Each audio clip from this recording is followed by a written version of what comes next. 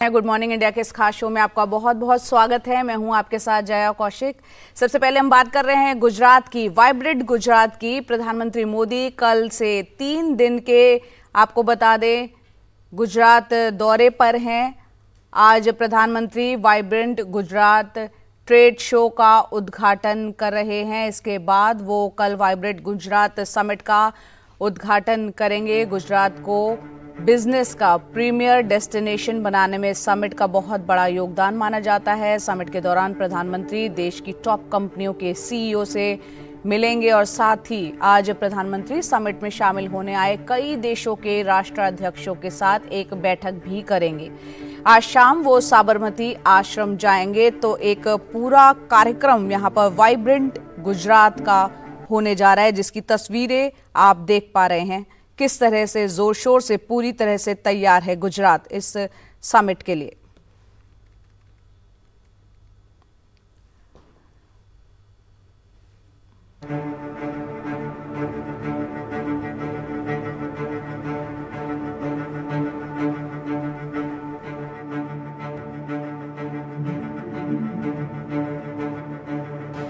प्रधानमंत्री नरेंद्र मोदी अहमदाबाद पहुंच चुके हैं और वाइब्रेंट गुजरात ग्लोबल समिट जो है वो आज शुरू होने वाला है। आज ट्रेड शो होगा और कल समिट का इनॉग्रेशन होगा। करीबन 50 ग्लोबल सीईओज, माइक्रोसॉफ्ट से लेके गूगल तक जितनी कंपनियां हैं, फार्मा कंपनियां हैं, जो ई मोबिलिटीज़ वाली कंपनीज हैं, उनके हेड्स भी आएंगे और आज जो है वही मीटिंग्स प्रधानमंत्री करेंगे। और उसके साथ साथ एक 4 किलोमीटर का रोड शो भी होगा। यूएई के जो प्रेसिडेंट है मोहम्मद बिन जायद, जिनके बारे में प्राइम मिनिस्टर ने आज ट्वीट किया है ये कहकर कि मैं अपने भाई से मिलने के लिए बहुत खुश हूँ, वो जो है वो चीफ गेस्ट है इस इवेंट का। और इस इवेंट का जो समिट का जो थीम है वो है गेटवे टू द फ्यूचर। सो बहुत ज़्यादा फोकस जो है इमर्जिंग टेक्नोलॉजी पे है और उसमें भी एक खास फोकस है ग्रीन एनर्जी पे। ग्रीन अमोनिया हो गया या तो फिर ग्रीन हाइड्रोजन हो गया।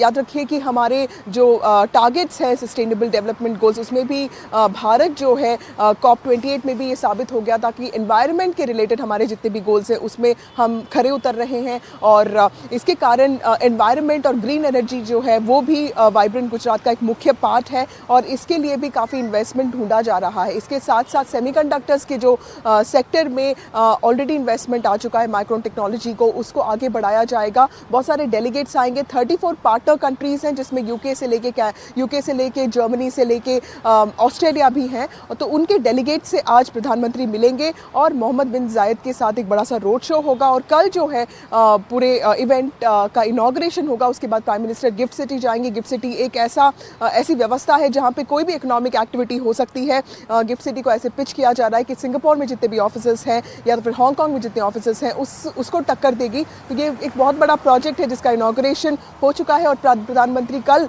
वहां पे मीटिंग्स लेंगे और आज एक बहुत बड़ा रोड शो होगा। प्रधानमंत्री आ चुके हैं और ये जो मीटिंग्स हैं अब कुछ ही देर में शुरू हो जाएंगी। तो कुछ ही देर में मीटिंग्स भी शुरू हो जाएंगे। बढ़ते हैं अब अगली खबर का। प्रधानमंत्री मोदी पर आपत्तिजनक टिप्पणियों के बाद मालदीव अपने ही घर में घिर गया है। मालदीव के कई बड़े नेता मौजूदा सरकार पर सवाल उठा रहे हैं। वहीं विदेश मंत्रालय ने वहां के राजदूत को तलब भी किया था। लक्षद्वीप के प्रशासक प्रफुल्ल पटेल ने कहा कि मालदीव के 3 मंत्रियों की आपत्तिजनक टिप्पणी भारत की गरिमा को चुनौती है और भारत इस तरह का अपमान कभी बर्दाश्त नहीं करेगा। पीएम मोदी के लक्षद्वीप दौरे के बाद मालदीव के मंत्रियों ने सोशल मीडिया पर आपत्तिजनक टिप्पणी की थी। हालांकि भारत के कड़े ऐतराज के बाद तीनों मंत्रियों को सस्पेंड कर दिया गया था।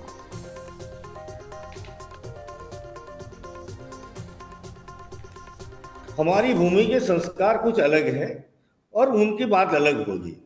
वो छोटे मन से उन लोगों ने सोचा है, उनको ऐसा सोचने की आवश्यकता नहीं थी। फिर भी उनको मतलब कि उन्होंने जो गलती की है उनकी सरकार ने उनको पनिश भी किया है। पूरा देश आदरणीय प्रधानमंत्री जी के साथ कंधे से कंधा मिलाकर खड़ा रहा। देश आदरणीय प्रधानमंत्री जी का अपमान कतई सहन नहीं करता, ये इसका उत्तम उदाहरण है। पूरा देश इसके साथ जुड़ जाए, चाहे वो बॉलीवुड के सेलिब्रिटीज हो, सेलिब्रिटी किसी भी प्रकार की हो, चाहे वो क्रिकेटर्स हो या पूरे देश के महत्वपूर्ण जितने भी लोग हैं, और साधारण जनता ने भी आदरणीय प्रधानमंत्री जी के अपमान को सहन नहीं किया है और उनका उत्तर भी दिया है और मालदीव को दोबारा सोचने के लिए मजबूर भी कर दिया है। तो भारत और मालदीव की इस कूटनीतिक खींचतान के बीच चीन भी आ गया है। चीन सरकार ने मुखपत्र ग्लोबल टाइम्स के एक लेख में कहा है कि एक स्थिर और समृद्ध अर्थव्यवस्था मालदीव के लिए बहुत अहम है और चीन का सहयोग और मदद मालदीव को इस लक्ष्य को हासिल करने में मदद कर सकता है। चीन ने मालदीव को हमेशा बराबर का साथी माना है और उसकी संप्रभुता का सम्मान किया है। नई दिल्ली को इस मामले में ज्यादा खुले दिमाग का रहना चाहिए क्योंकि दक्षिण एशियाई देशों के साथ चीन का सहयोग एक जीरो सम गेम नहीं है। इस पूरे विवाद के बीच मालदीव के राष्ट्रपति मोहम्मद मोइजू 7 दिन के चीन दौरे पर बीजिंग पहुंच गए हैं। हालांकि मोइजू से पहले के राष्ट्रपतियों का पहला विदेश दौरा भारत का हुआ करता था।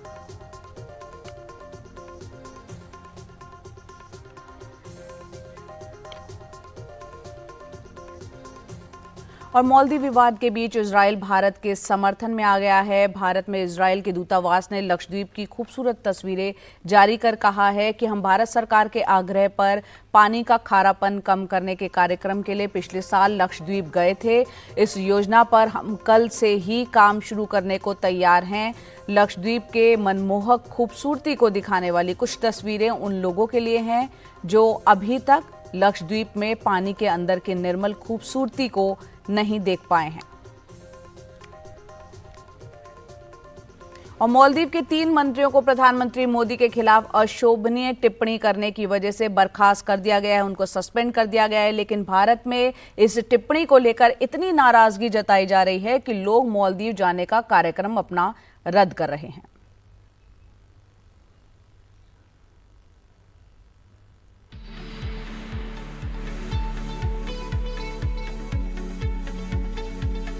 मालदीव का ये समंदर पिछले कुछ वर्षों से भारतीय पर्यटकों को खूब लुभाता रहा है। बीते 3 सालों में लाखों से ज्यादा भारतीय पर्यटक मालदीव जाते रहे हैं। लेकिन प्रधानमंत्री पर मालदीव के मंत्रियों की टिप्पणी के बाद कई पर्यटकों ने मालदीव के टिकट कैंसिल कर दिए हैं।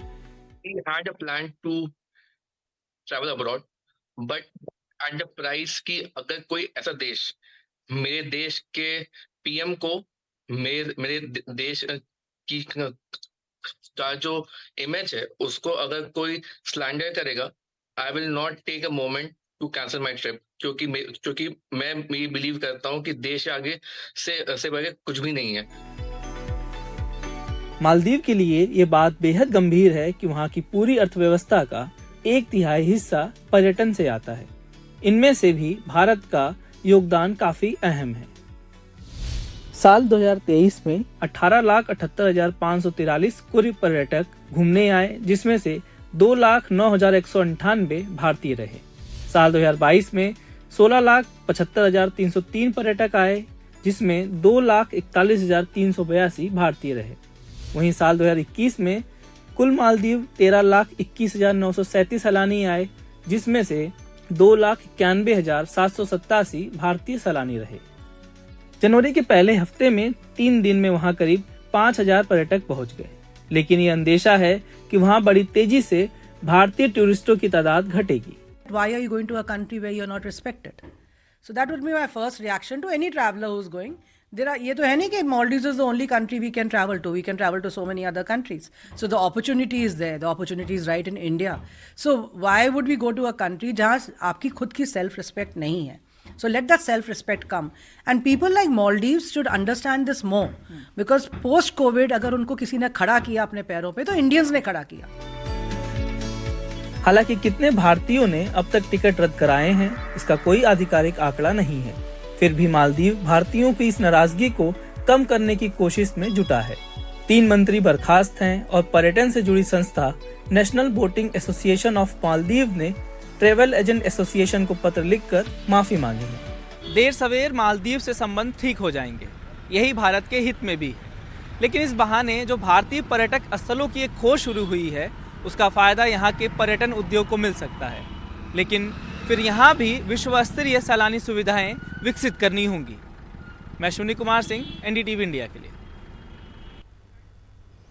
आगे बढ़ते हैं और बात करते हैं इंडिया गठबंधन की बैठक की। पार्टियों में सीट शेयरिंग को लेकर लगातार मंथन यहां पर चल रहा है और आज महाराष्ट्र में गठबंधन का हिस्सा कांग्रेस, एनसीपी और शिवसेना उद्धव गुट के नेताओं की एक बैठक होनी है। ये बैठक दिल्ली में कांग्रेस के वरिष्ठ नेता मुकुल वासनिक के आवास पर होगी। बैठक में एनसीपी की ओर से सुप्रिया सूले, जयंत पाटिल होंगे। वहीं शिवसेना उद्धव गुट की तरफ से संजय राउत और कांग्रेस की ओर से वर्षा गायकवाड़, नाना पटोले, बाला साहेब थोराट और अशोक चौहान होंगे इस मीटिंग में।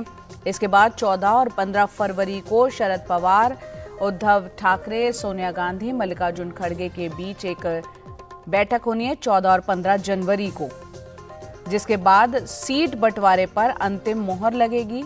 आपको बता दें कि पवार और उद्धव चाहते हैं कि जल्द से जल्द सीट बंटवारा हो जाए।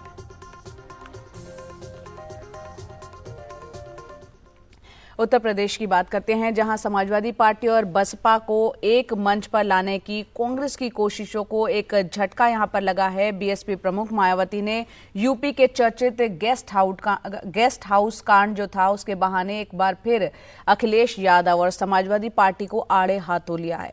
सोशल मीडिया साइट एक्स पर मायावती ने सपा से खुद को और पार्टी के लोगों पर खतरा बताया है। मायावती ने लिखा है कि सपा अति पिछड़ों के साथ साथ जबरदस्त दलित विरोधी पार्टी भी है। हालांकि बीएसपी ने पिछले लोकसभा आम चुनाव में सपा से गठबंधन करके इनके दलित विरोधी चाल, चरित्र और चेहरे को थोड़ा बदलने का प्रयास किया, लेकिन चुनाव खत्म होने के बाद ही सपा पुनः अपने दलित विरोधी जातिवादी एजेंडे पर आ गई। अब सपा मुखिया जिससे भी गठबंधन की बात करते हैं, उनकी पहली शर्त बसपा से दूरी बनाए रखने की होती है, जिसे मीडिया भी खूब प्रचारित करता है। वैसे भी सपा के 2 जून 1995 सहित घिनौने कृत्यों को देखते हुए वो इनकी सरकार के दौरान जिस प्रकार से अनेकों दलित विरोधी फैसले लिए गए हैं।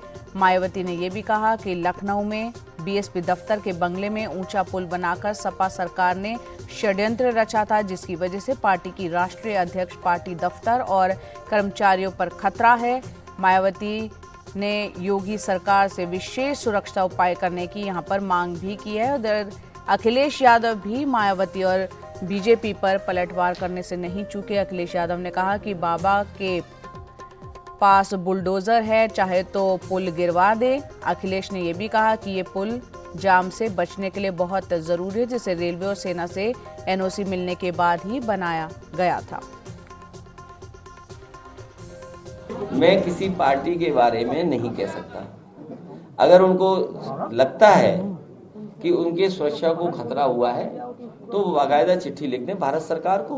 बीजेपी की सरकार है और बीजेपी की सरकार में तमाम बुलडोजर हैं, वो तुरंत बुलडोजर लाके तोड़ देंगे। हम तो इस बात के लिए तैयार हैं। बीजेपी के लोग अगर तोड़ना चाहें बुलडोजर चला करके तोड़ दें, और मायावती जी के कहने से अगर ये बात मान ले तो अच्छी बात है, हमें कोई शिकायत नहीं है। मायावती जी ने अपनी सुरक्षा को लेकर के जो खतरा जताया है, हम आश्वस्त कर रहे हैं उन्हें। उत्तर प्रदेश में योगी आदित्यनाथ जी की सरकार है। योगी आदित्यनाथ जी की सरकार के रहते कोई समाजवादी पार्टी का नेता, कार्यकर्ता अब गुंडागर्दी नहीं कर सकता है। ये 1995 का दौर नहीं है जब गेस्ट हाउस में मायावती जी को मारने की साजिश रची गई थी। हम सख्त कानून व्यवस्था से ऐसे सभी गुंडों को हमने जेल की सलाखों के पीछे भेजा है जो इस तरह की मंशा रखते हैं। मायावती जी को आश्वस्त रहना चाहिए। उत्तर प्रदेश के भाजपा राज्य में जब प्रदेश की एक पूर्व मुख्यमंत्री ही अपने आप को सुरक्षित नहीं महसूस कर रही है तो और आम जनता का क्या होगा। आदरणीय मौर्य जी, आदरणीय योगी जी, मायावती जी का बयान भारतीय जनता पार्टी के मुंह पर और उनकी कानून व्यवस्था पर, उनके जंगल राज पर एक तमाचा है।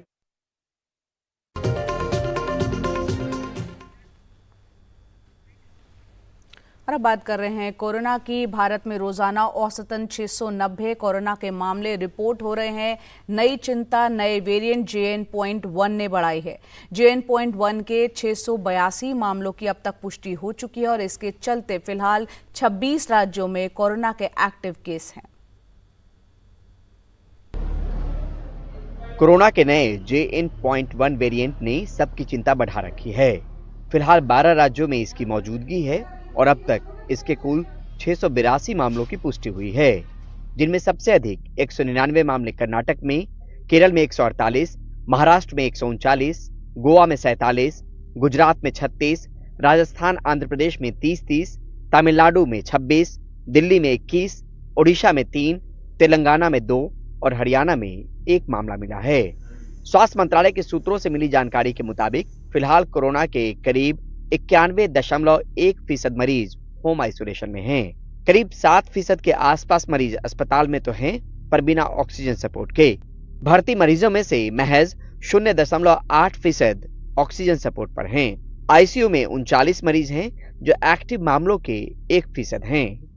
वहीं वेंटिलेटर पर फिलहाल कोरोना के 11 मरीज हैं जो केरल और महाराष्ट्र के अस्पतालों में हैं। धीरे धीरे पांव पसार रहे कोरोना के मामले फिलहाल 26 राज्यों में हैं और बीते 2 हफ्तों में 62 मरीजों ने अपनी जान गंवाई है। कोरोना से सबसे ज्यादा प्रभावित राज्यों में कर्नाटक, केरल, महाराष्ट्र, तमिलनाडु, पश्चिम बंगाल, छत्तीसगढ़ है, जहां एक्टिव मामलों के करीब 90% मामले हैं। वायरस वापस गया नहीं, लेकिन इस बीच नए वेरिएंट ने एक नई चुनौती पैदा की है। नई दिल्ली से परिमल कुमार, एनडीटीवी इंडिया।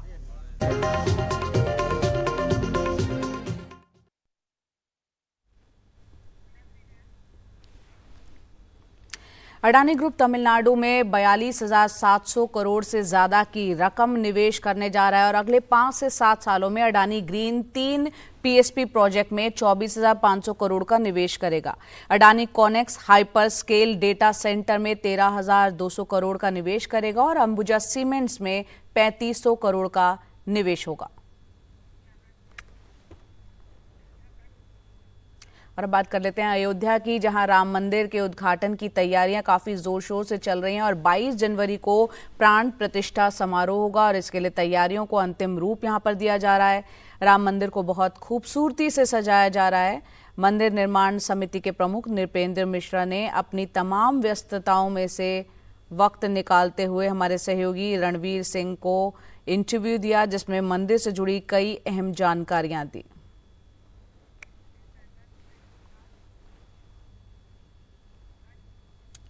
और वहीं अयोध्या में 22 जनवरी को, क्योंकि राम मंदिर में प्राण प्रतिष्ठा कार्यक्रम है, ऐसे में महाराष्ट्र के पुणे से भी एक अनोखे ग्रुप को यहां पर न्योता मिला है। ये ग्रुप इन दिनों पूरे जोर शोर से तैयारियों में जुटा हुआ है। इस ग्रुप में 5 साल से लेकर 85 साल के लोग इसके सदस्य हैं और 80% इसमें महिलाएं हैं। अयोध्या जाने का न्योता पाने के बाद शहर में एक चर्चा का विषय ये बने हुए हैं केशव। क्या है इस ग्रुप की खासियत और क्यों इन्हें बुलाया गया है, देखते हैं पुणे से रिपोर्ट।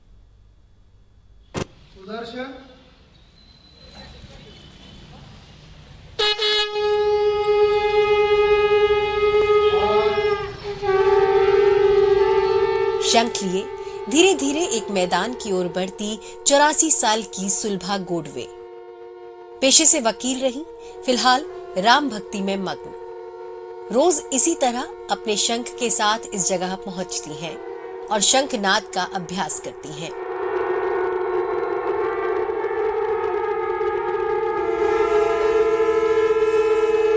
दीपाली पंडित पेशे से अकाउंटेंट हैं। वो भी रोज यहाँ आती हैं, शंख बजाने का अभ्यास करती हैं।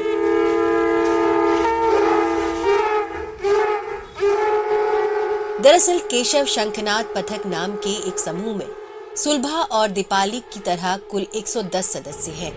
इस ग्रुप को पिछले दिनों राम जन्मभूमि न्यास की ओर से अयोध्या का न्योता मिला है।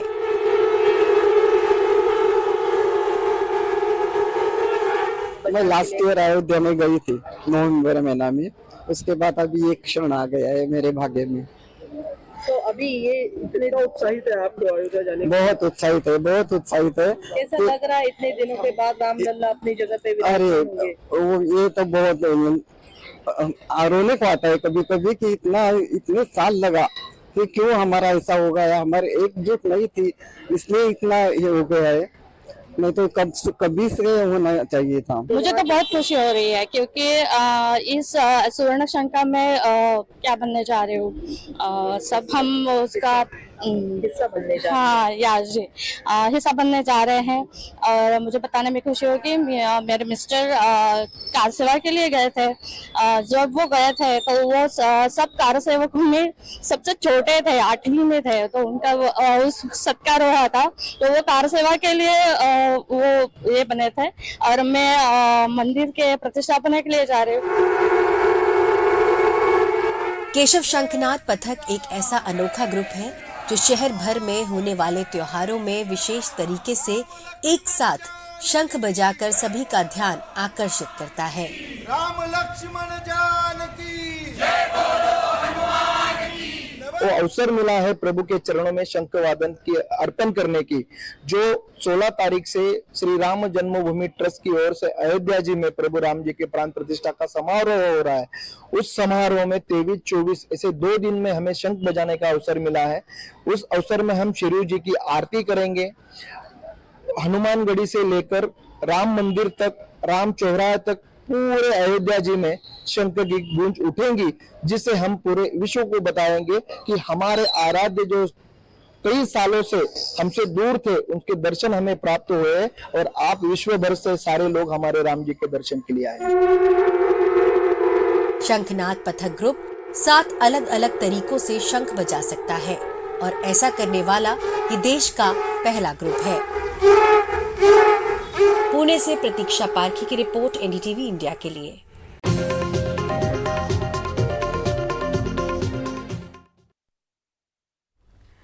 और इस वक्त की बड़ी खबर आपको बता रहा है, हरियाणा के सोनीपत से आ रही है, जहां एक भीषण सड़क हादसा हुआ है। इस हादसे में दिल्ली पुलिस के 2 इंस्पेक्टर जो थे उनकी मौत हो गई है। बीती रात सोनीपत में कुंडली बॉर्डर के पास ये घटना घटी है और बताया जा रहा है कि कैंटर से पुलिस कर्मियों की जो गाड़ी थी उसकी ये टक्कर हुई। मुकेश सिंह सेंगर हमारे सहयोगी जुड़ रहे हैं। मुकेश, बताएं ये पूरी घटना क्या हुआ था, कैसे हुई और जो 2 पुलिसकर्मी जिनकी जान गई है उनसे जुड़ी क्या जानकारी? हाँ, देखिए, घटना बीती रात करीब 11 बजे हुई, जब दोनों जो इंस्पेक्टर हैं वो अपनी गाड़ी में सवार होकर दिल्ली लौट रहे थे। उसी वक्त इनकी गाड़ी जो है एक कैंटर से टकरा गई और जो हादसा था वो इतना भीषण था कि पूरी गाड़ी के परखच्चे उड़ गए और दोनों इंस्पेक्टर उसी गाड़ी में फंसे रह गए। बाद में काफी मशक्कत के बाद इन दोनों के शवों को गाड़ी के अंदर से निकाला गया और फिलहाल दोनों के शवों को पोस्टमार्टम के लिए भेजा गया है। जिनकी मौत हुई है उनकी पहचान उत्तरी जिले में जो एक इंस्पेक्टर थे, उनका नाम है दिनेश बेनीवाल, और दूसरे जो इंस्पेक्टर है वो आदर्श नगर थाने में तैनात थे, उनका नाम है रणवीर। ये दोनों जो इंस्पेक्टर हैं इनकी मौत हो गई है। दिल्ली पुलिस भी मौके पर पहुंची है और अभी जो लीगल कार्रवाई है वो की जा रही है। ये कैसे पूरा हादसा हुआ इसको लेकर जांच चल रही है, क्योंकि पूरी गाड़ी के परखच्चे उड़ गए हैं और हादसे की जो वजह है उसको जानने की कोशिश की जा रही है। जी, बहुत बहुत शुक्रिया मुकेश इस पूरे अपडेट के लिए। तो एक भीषण सड़क हादसा कल कुंडली बॉर्डर सोनीपत पर जो है वहां पर हुआ है, जहां 2 इंस्पेक्टर उनकी जान इसमें चली गई है।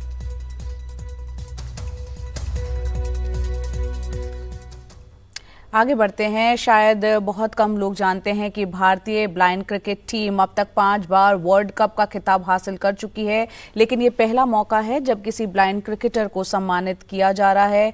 ब्लाइंड क्रिकेट टीम के कप्तान अजय रेड्डी, कुमार रेड्डी खुश तो हैं, मगर कई जायज शिकायतें भी हैं। उनसे बात की हमारे सहयोगी विमल मोहन ने। भारतीय क्रिकेट टीम जो ब्लाइंड क्रिकेट टीम है 5 बार वर्ल्ड कप का खिताब जीत चुकी है। 1998 से वर्ल्ड कप हो रहा है और हम 3 बार T20, 2 बार वनडे का जो टूर्नामेंट है जीत चुके हैं। इस वक्त हमारे साथ हैं भारतीय blind cricket world cup team के कप्तान अजय। अजय हमारे साथ एनडीटीवी में भी आए थे, लास्ट टाइम जीते थे और इस बार फिर वर्ल्ड कप का टाइम आ गया है। सबसे बड़ी बात है कि पहली बार ये मौका है कि किसी ब्लाइंड क्रिकेटर को अर्जुन अवार्ड मिल रहा है और आप बतौर कप्तान, कितनी बड़ी बात है आपके लिए? सच में खुशी का बात है, क्योंकि it's been many years we are waiting for recognition. Now we are feeling like government of India they are recognizing us. क्योंकि इतना साल से आपको भी पता है मीडिया में इतना वर्ल्ड कप जीतने के बाद जो रिकग्निशन मिलना चाहिए हमारा, मैं तो 1998 से कवर कर रहा हूं जब आप 5-7 साल के थे। इतना जीतने के बाद भी सी रेगुलर क्रिकेट का if there one world cup recent times में जीता तो उसका लेवल कैसा होता है, उसका वे ट्रीट कैसा होता है। बट हम लोग 5 वर्ल्ड कप जीतने के बाद भी लाइफ में चेंजेस नहीं हुआ। बट हार जाने के बाद भी बड़ा ट्रीट होता है। हार जाने के बाद तो लोग बोलता है, दिखता नहीं है, खेलने के लिए क्यों जाते हैं, इंडिया का नाम खराब क्यों होता है। कोई हारने के लिए कोई नहीं जाता है, सब लोग जीतने के लिए जाते हैं। बट स्पोर्ट्स में कभी भी कुछ भी हो सकता है। तो आप टीमों को फॉलो करते हैं जो मेन टीम है? Definitely I used to follow all kind of sports, not only cricket. Maximum जब भी मुझे टाइम मिला तो मैक्सिमम टाइम फॉर क्रिकेट, दूसरा स्पोर्ट्स रहता तो वो स्पोर्ट्स भी फॉलो करता हूँ। अभी क्या है आपका, क्या है टीम है सस्पेंड जो वर्ल्ड कप जो हारी थी फाइनल में, वो आप देखे थे, या फाइनल तक पहुंचना मैं इसको हारने की तरह से नहीं देखता हूँ? See definitely I will tell you one thing, जो रोहित का एंटायर टीम जो परफॉर्म किया था दैट इज एक्सट्रीमली गुड, क्योंकि एक मैच में कभी कुछ छोटा सा मिस्टेक्स की वजह से, कोऑर्डिनेशन की वजह से और कुछ भी हो सकता है, बट एक मैच की वजह से we should not ignore the our players. उसका एक मैच से उसको ज़िंदगी पूरा जो इंडिया को किया है, ज़िंदगी पूरा जो उसको क्रिकेट किया है, उसको जज में आके pass we should not pass the statement. आप बता रहे थे ये महिला जो टीम जीती है इंग्लैंड और ऑस्ट्रेलिया से टेस्ट टीम, वो भी आपने फॉलो किया? यस, वुमेंस का भी फॉलो करता हूँ। हिस्टोरिक फर्स्ट टेस्ट में भी हम लोग women's team, they are doing wonders. There is no gender difference in sports. Everyone, if you are talent, definitely you can make country proud. Like women's cricket, men's cricket, other sports में भी see Asian games में we won more than 100 medals, para sports 111 medals.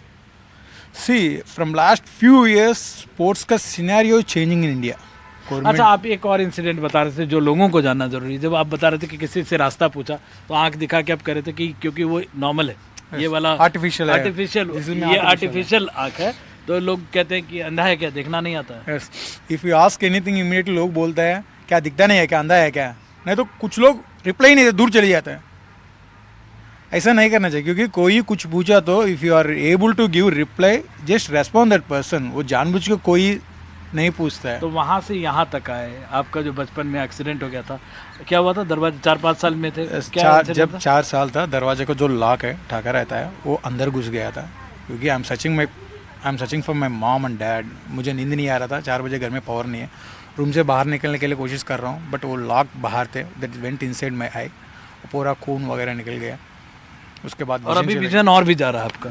ये तो बिल्कुल ही नहीं है, 4 साल के टाइम पे गया था, बट दिस इज तो इस साल तो वर्ल्ड कप है, आपका भी वर्ल्ड कप है, टीम इंडिया का भी वर्ल्ड कप है। 2024 में पाकिस्तान में हमारा blind cricket T20 world cup होने वाला है। उसके लिए मैं तैयारी कर रहा हूँ, even though after losing my vision, but I am waiting for my कैबी approval, because to change the category we need approval. I submitted all my documents, just waiting for that. Sports नहीं छूटेगा किसी भी? मैं जिंदगी में sports नहीं छोड़ सकता हूँ। जब तक ताकत है तब तक के लिए, ताकत नहीं हो तो यंगस्टर्स को एंकरेज करा। That is my dream. I can't leave sports. ये कितनी बड़ी बात है अर्जुन अवार्ड मिलना आपके लिए? कितनी, मतलब आपके लिए, आपके गांव में नेल्लोर में कितना चेंज आया है या कितना है? Definitely. और ब्लाइंड क्रिकेट में पहला एक तरह से अवार्ड है। Definitely I will tell you one thing. इतना साल जो लोग बोला था ब्लाइंड क्रिकेट को रिकग्निशन नहीं है, आपको क्या मिलता है, कुछ नहीं मिलता है। See we are not playing for country expecting something. हम लोग का इंटेंशन है we should make India proud. उसके बाद ऐसा अवार्ड्स आने के बाद लोग अभी देखो यार इसका अर्जुन अवार्ड मिल गया, सी सक्सेस होने के बाद बोलना लगा, इनिशियल में सपोर्ट करना लगा। अभी people they are talking positive way, but नहीं, लेकिन एनडीटीवी काफी समय से आपको कवर करता है। Yes, I will tell media को, जो हम लोग ये पोजीशन में 100% एनडीटीवी और मीडिया का extreme value. Yes, true sir. See out of 100, 20% people they are supporting like anything. 80% होता ना एक आदमी। अभी भी एक बड़ी बात है जो कॉर्पोरेट्स को समझना चाहिए कि सारे जो आपके जैसे प्लेयर हैं, आपके पास तो जॉब है, लेकिन जो इंडिया खेल चुके हैं, वर्ल्ड कप जीत चुके हैं, आज भी उनके पास जॉब नहीं है। जब हमने आपको अपने स्टूडियो बुलाया था, ये बात उस समय भी कही थी। Yes, true. सी हर चीज we should not depend on government. जो आप कर सकता है, जो आप कर सकता है। कितने प्लेयर्स के पास अभी जॉब है? सी 9 आउट ऑफ 17 प्लेयर्स, उसमें काफ़ी सीनियर प्लेयर्स की, even though after winning 5 world cups, उसमें 3 प्लेयर्स का भी जॉब नहीं है। ओके, बट नया प्लेयर्स का पास भी 6 players they are not having job. If government job provide किया तो well and good, otherwise companies also you can support. ये कॉर्पोरेट के लिए बहुत बड़ा लेसन है कि अगर आप हमारे विनर्स को सराहना चाहते हैं तो ये जो विनर्स है। और बड़ी बात है कि अर्जुन अवार्ड मिला है और चेंज की हम उम्मीद करते हैं अजय, है ना? Definitely we are taking this positive वे।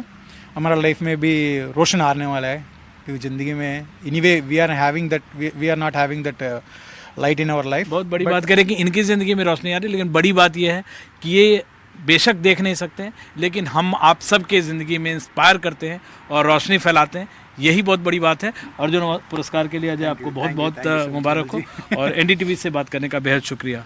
दिल्ली से कैमरामैन राकेश के साथ विमल मोहन, एनडीटीवी इंडिया। और वहीं साल 2023 के लिए खेल रत्न और अर्जुन पुरस्कार आज दिए जाएंगे और इस बार बैडमिंटन के चिराग शेट्टी और सात्विक की जोड़ी को खेल रत्न जबकि 26 खिलाड़ियों को अर्जुन पुरस्कार से नवाजा जा रहा है। भारतीय क्रिकेटर मोहम्मद शमी को अर्जुन पुरस्कार से सम्मानित किया जाएगा। इनमें से कुछ खिलाड़ी ऐसे हैं जिन्हें अपने वक्त में काबिलियत के बावजूद सम्मान नहीं मिल पाया, तो कई ऐसे युवा खिलाड़ी हैं जिन्होंने बेहद छोटी उम्र में ही इतिहास कायम कर दिया। उनमें से कुछ से बातचीत की विमल मोहन ने। खेल पुरस्कारों में कई तरह के इस बार रिकॉर्ड भी बन रहे हैं। कई खिलाड़ी हैं जिन्हें पहली बार, सबसे यंग, कई लोगों ने अपने खेल में कई सारे कीर्तिमान कायम किए हैं। हमारे साथ मंजूषा हैं, इनको मैंने बहुत सारे 10 बार नेशनल चैंपियन रही हैं बैडमिंटन में। और प्राची हैं, पहली बार किसी खिलाड़ी को प्राची में एबल या पैरा बॉडी में पहली बार किसी को अर्जुन अवार्ड मिल रहा है। और अदिति हैं, अदिति सिर्फ 17 साल की हैं और यंगेस्ट हैं वर्ल्ड चैंपियनशिप में, कंपाउंड में आर्चरी करती हैं। सबसे पहले मंजूषा, आपको मैंने 10 बार नेशनल चैंपियन तो बनते देखा, लेकिन यहाँ पहली बार आपको ये मौका मिल रहा है राष्ट्रपति के सामने पुरस्कार का। बहुत ही अच्छा लग रहा है। Life time experience to get the life time Dhyanchand award. Many thanks to government of India and sports authority of India and the selection committee and very good to represent Indian oil and badminton association of India. एक बहुत बड़ी बात है इस बार, क्योंकि badminton लगातार medal जीत रहा है। 2012 देखें, 16 देखें, 20 देखें, ये साल जो है कई सारे बैडमिंटन, अगर सात्विक चिराग को देखें जिनको खेल रत्न अवार्ड मिलना है वो अभी यहाँ नहीं है, लेकिन उनके अलावा बाकी आपको बैडमिंटन में लग रहा है कि हम मेडल के आसपास रहेंगे। बहुत, चिराग सात्विक ने तो अलग ही, सबसे ज़्यादा अलग लेवल पे अलग प्लेटफॉर्म में men's doubles very much needed performance वो दोनों ने किया है। लक्ष्य सेन है, HS प्रणय है, PV सिंधु वो चैंपियन फिर से वापसी कर रहे हैं। Yes yes, I hope out नहीं कर सकते। नहीं, बिल्कुल ही नहीं, बिल्कुल ही नहीं। वो जब आपको लगता है कुछ नहीं होगा तो वापस ऐसे धमाके से आ जाती है और मेडल जीत जाती है। So you never know. और प्राची, आपका स्विमिंग से कनू में आना और गोल्ड मेडल जीतना, ये और फिर ये सबसे पहली बार आपको ये अवार्ड मिलना, ये अलग फीलिंग है। और आपको लगता है इससे जो आपके ग्वालियर में या जहाँ भी आप और भी जाते उसका इम्पैक्ट अलग होगा? जी बिल्कुल सर, पैरा कैनोइंग एटलीस्ट कोई जानता भी नहीं था कि ये कयाकिंग कैनोइंग नाव से रिलेटेड कोई गेम भी होता है। जब मैंने फर्स्ट टाइम टोक्यो 2020 में क्वालिफाई किया था, उसके ज़रिए लोगों ने जाना कि ये कैनोइंग कयाकिंग क्या होता है। फिर लोगों का इंटरेस्ट बढ़ा और मुझसे पूछ के वो लोग आते थे, तो मुझे काफ़ी अच्छा लगता था कि मैंने एक गेम को मतलब बढ़ावा दिया। हुसैन सागर में करते हैं या भोपाल में करते हैं? मैं भोपाल में करती थी, लोअर लेक में। जी, तो आपको अभी लगता है कि आपके इससे और भी लोगों को, क्योंकि ज़्यादातर हुसैन सागर में, हैदराबाद में लोग करते हैं, आपके इससे और भी लोगों को जैसे आप इंस्पायर हुई हैं और लोग भी इंस्पायर हो रहे हैं? जी बिल्कुल सर, हमारे पास काफ़ी एथलीट्स हो गए हैं और वो भोपाल में ही ट्रेनिंग करते हैं, तो काफ़ी अच्छा लगता है।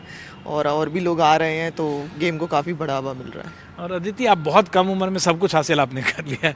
इतने कम उम्र में यंगेस्ट वर्ल्ड चैंपियन भी हैं पूरे अक्रॉस वर्ल्ड जितने प्लेयर। अभी है क्या टारगेट? अभी तो मतलब हमारा कंपाउंड अभी ओलंपिक्स में नहीं है, बट जब भी आएगा, मतलब 22 में आया, 32 में आया, तब मुझे इंडिया को रिप्रेजेंट करना है और इंडिया का मतलब झंडा लहराना है ओलंपिक्स में। और बाकी जो भी मेरा फ्यूचर है, मुझे सारे इवेंट्स में ऐसे ही इंडिया को प्राउड फील करवाना है। तो आपने कभी नहीं सोचा रिकर्व में भी जाके ट्राई करें? आप इतनी कम उम्र में इतना अच्छा परफॉर्म कर रही हैं। नहीं, ऐसा सोचा नहीं मैंने, क्योंकि अगर हम रिकर्व ट्राई करें, जैसे राइफल शूटिंग अलग होता है, पिस्टल अलग होता है, वैसे ही हमारे इसमें भी होता है, तो पूरा टेक्निक चेंज हो जाता है। कब ये गेम ओलंपिक में? हाँ, मैं वेट करूंगी, क्योंकि अभी मेरे पास एज भी है, तो मैं वेट करूंगी। और कितनी बड़ी बात है आपके लिए अर्जुन अवार्ड का? बहुत बड़ी बात है। मेरा ड्रीम था, मतलब मैंने जो मेरे आइडल्स थे उनको मैंने लेते हुए देखा था, तो मैं तब से ड्रीम था कि मुझे भी एक दिन ऐसा बनना है कि मैं भी अर्जुन अवार्ड अचीव कर सकूं। तो जब वो दिन आया, मतलब आज और कल, तो मुझे बहुत अच्छा लग रहा है और बहुत प्राउड हो रहा है। बिल्कुल, अर्जुन अवार्ड की जो सबसे बड़ी कीमत है, मैं मंजूषा से समझ सकता हूँ। मंजूषा, बहुत बारी अब मुझे लगा था कि कई बार आपको मिल भी सकता है, कॉमनवेल्थ में भी आपके पास मेडल था, पास पहुँचे, ये मतलब लगता है कि लाइफ में ये अचीव करना बहुत बड़ी बात है, क्योंकि अब बहुत सारे लोगों को मिलता है तो लोग इसकी अहमियत नहीं समझते। 2024 is like a dream run for me, so the answer is there. बहुत बहुत अच्छा लगता है। ऑफ कोर्स हम मेहनत नहीं करते अवार्ड्स के लिए, मेहनत जीतने के लिए करते हैं, मेडल हमारे देश के लिए करने के लिए, लेकिन जब everyone wants to be recognized and I am very very happy. ये मंजूषा के साथ एक और ख़ास बात है कि कितने भी साल हुए मैंने कभी कंप्लेन करते किसी चीज़ को नहीं सुना। तो ये उस तरह से इंस्पिरेशन है, कई लोगों को नहीं मिलता है, वो बहुत कंप्लेन वाला रास्ता अपनाते, कई बार लाजमी भी होता है। लेकिन ये तीन दिव्या जो हैं ये भारतीय स्पोर्ट्स का कोहिनूर है और जाहिर तौर पे इन्होंने सबको प्राउड किया है। दिल्ली से कैमरामैन राकेश के साथ विमल मोहन, एनडीटीवी इंडिया। आगे बढ़ते हैं अंतर्राष्ट्रीय खबर। इजराइल और हमास के युद्ध के 100 दिन से ज्यादा हो गए हैं और इस युद्ध में हजारों लोगों की मौत अब तक हो चुकी है, हजारों घायल हुए हैं। और इस बीच अमेरिका की ओर से पहली बार फिलिस्तीनियों के हक की बात की गई है। अमेरिकी विदेश मंत्री ब्लिंकन ने कहा है कि उत्तरी गजा में इजराइल का मकसद पूरा हो गया है, अब युद्ध में विस्थापित हुए लोगों को घर लौटने दिया जाए। इस पूरे मामले में आइए देखते हैं हमारे सहयोगी उमाशंकर सिंह की रिपोर्ट। इजराइल हमास युद्ध के 3 महीने पूरे हो चुके हैं और ये चौथे महीने में प्रवेश कर चुका है, लेकिन इसके जल्द खत्म होने के कोई आसार नजर नहीं आ रहे। इस बीच अमेरिकी विदेश मंत्री एंटनी ब्लिंकन मध्य पूर्व के देशों के दौरे पर हैं। रविवार को जॉर्डन की राजधानी अम्मान में किंग अब्दुल्ला II से उनकी मुलाकात हुई। रिपोर्ट के मुताबिक जॉर्डन के किंग ने ब्लिंकन पर गाजा में युद्ध विराम कराने का दबाव बनाया। उन्होंने ये भी कहा कि अगर ये युद्ध जल्द खत्म नहीं हुआ तो गंभीर नतीजे होंगे। जॉर्डन के किंग ने युद्ध रोकने में अमेरिका की भूमिका को भी अहम बताया। इस मुलाकात के बाद ब्लिंकन की तरफ से एक अहम बयान जारी किया गया है। इसमें ब्लिंकन ने कहा है कि उत्तरी गाजा में अब इजराइल क्योंकि कम तीव्रता वाला जो युद्ध है वो लड़ रहा है, उसका सैन्य अभियान जो है क्योंकि इस फेज में पहुंच गया है, इसलिए जैसे ही संभव हो विस्थापित हुए लोगों को अपने घर जाने दिया जाना चाहिए। उनके कहने का मतलब है कि जिनको उत्तरी गाजा से दक्षिणी गाजा भेजा गया इस युद्ध के दौरान, उनको अपने घर जाने दिया जाए। उन्होंने ये भी कहा कि यूएन को देखना चाहिए कि इस दिशा में क्या किए जाने की जरूरत है। उत्तरी गाजा समेत पूरे गाजा में मानवीय मदद भेजने पर भी ब्लिंकन ने जोर दिया। ब्लिंकन ने एक और अहम बात की, कहा कि फिलिस्तीनियों को गाजा छोड़ने को बाध्य नहीं किया जा सकता। इस तरह के आए सभी बयानों को खारिज करते हुए जो कि इजराइल के मंत्रियों की तरफ से दिया गया है, उन्होंने कहा कि ये गैर जिम्मेदाराना बयान है और इसकी वो मजम्मत करते हैं। गौरतलब है कि इजराइल के national security minister Itamar Ben Gvir और वित्त मंत्री बेंजालेल स्मोत्रिच ने फिलिस्तीनियों को गाजा से बाहर भेजने तक की बात कर दी थी, जिसे लेकर तीखी प्रतिक्रिया हुई। ब्लिंकन ने इन बयानों को गैर जिम्मेदाराना बताया और इसकी आलोचना कर मध्य पूर्व के देशों का गुस्सा ठंडा करने की कोशिश की। फिलिस्तीनी समस्या के निपटारे के लिए 2 देश समाधान के फॉर्मूले पर भी एक बार फिर उन्होंने जोर दिया। इजराइल हमास युद्ध शुरू होने के बाद से ब्लिंकन का ये पांचवा दौरा है मध्य पूर्व के देशों में, वो 5वीं बार दौरे पर आए हैं। इससे पहले के दौरों से कोई खास नतीजा नहीं निकला जिससे गाजा में इजराइल की बमबारी रुके और फिलिस्तीनियों को मानवीय त्रासदी से निजात मिले। इस बार ब्लिंकन जॉर्डन से पहले तुर्की और ग्रीस भी गए। ब्लिंकन यूएई, सऊदी अरब, इजिप्ट और कतर का भी दौरा कर रहे हैं। मकसद इजराइल पहुंचने से पहले इजराइल से बात करने से पहले अरब देशों की राय जानने की है, ताकि इजराइल से उसी हिसाब से बात की जा सके। दूसरी तरफ इजराइल पूर्ण युद्ध विराम की बात कई बार खारिज कर चुका है। देखना है कि इस बार ब्लिंकन का दौरा शांति का कोई नतीजा लेकर आता है या पहले की तरह ये भी बेनतीजा रहता है।